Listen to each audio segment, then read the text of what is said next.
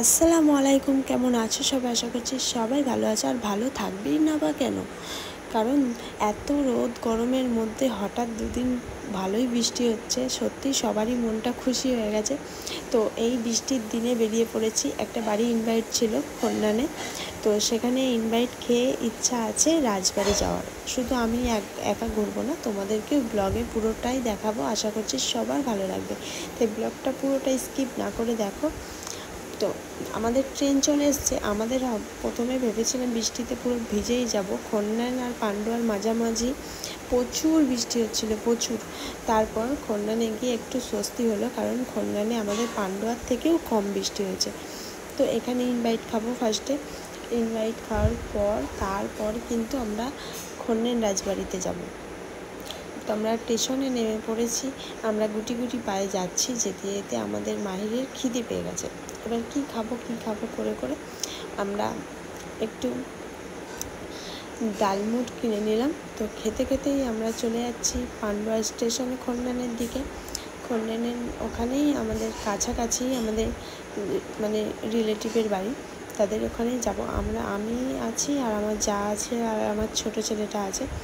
তো আর আমার দেওর গাড়ি করে এসছে, ও ট্রেনে আসেনি, গাড়ি করে এসছে। তো আমরা সবাই মিলে যাচ্ছি, তো খুব এনজয় হবে।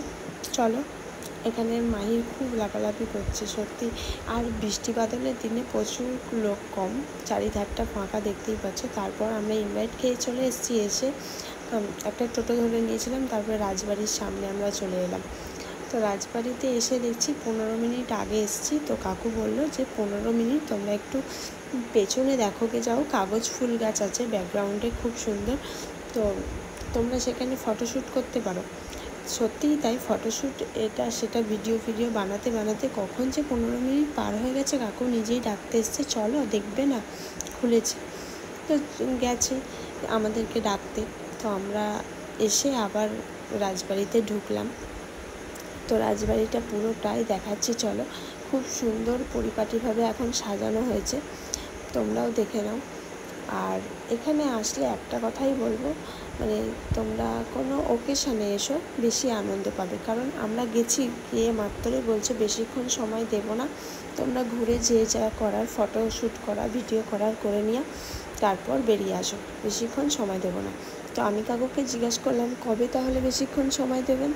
তো কাকু বলে উঠলো যে তোমরা কোনো ওকেশনে এসো, যেমন দোল উৎসব আছে, দোল উৎসব খুব ভালোভাবে এখানে পালিত হয়।